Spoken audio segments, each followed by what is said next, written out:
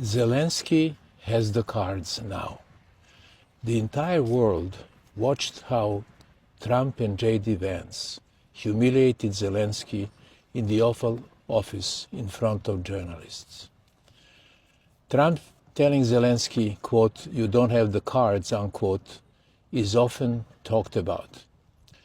Trump cut the aid to Ukraine as soon as he became the president.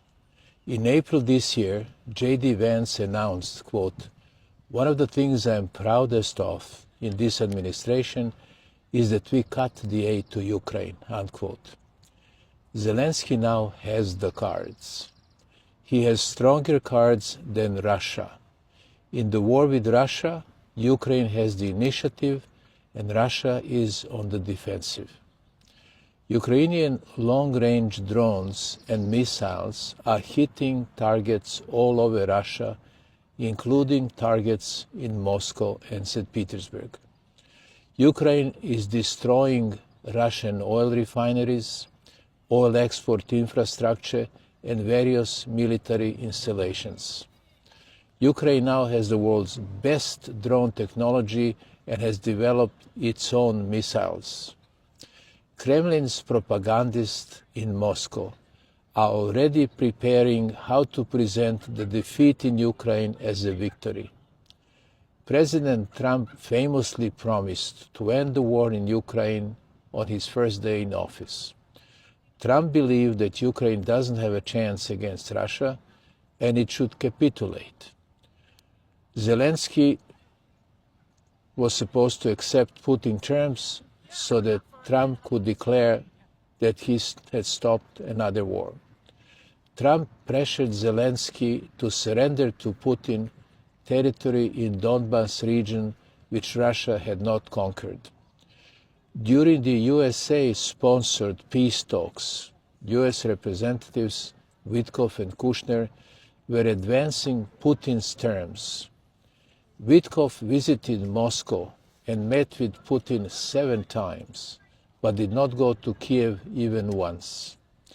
Many political analysts now say, quote, "there have never been real US peace efforts. There have been US efforts to get the best deal for Putin," unquote. Zelensky tried very hard to get on the good side of Trump. But eventually, Ukraine gave up on trying to win Trump over. It was too obvious to them that Trump was on Putin's side. But starting earlier this year, the war situation has turned in Ukraine's favor. Russia's spring offensive failed. Russia is losing more than 30,000 soldiers each month, more than it can replace. Ukrainian forces have recaptured some formerly occupied territory. Ukraine drone strikes have blocked the access to Crimea. They destroyed vital bridges connecting the mainland to the peninsula. Crimea is isolated and suffers from the critical lack of fuel and other supplies. Russia's annual victory parade in Moscow on 9th of May was possible only because Putin begged Trump to ask Zelensky not to strike Moscow during the parade. Ukrainian drones struck important targets in St. Petersburg during the Putin's annual economic forum held from June 3 to 5. Over 20,000 forum participants from 130 countries and hundreds of foreign journalists watched huge clouds of smoke and could see how effective Ukrainian long-range drones are. That was a major humiliation for Putin. On June 4th, Zelensky sent to Putin an open letter in which he proposed a ceasefire and peace talks and a meeting between him and Putin. In his long letter, Zelensky exposed the ugly side of Russia's war and huge Russia's losses. That letter was a diplomatic masterstroke. It was widely read all over the world, and it was read in Russia by the media, by Russia's elite, and by Russian people. Putin rejecting the proposed meeting with Zelensky.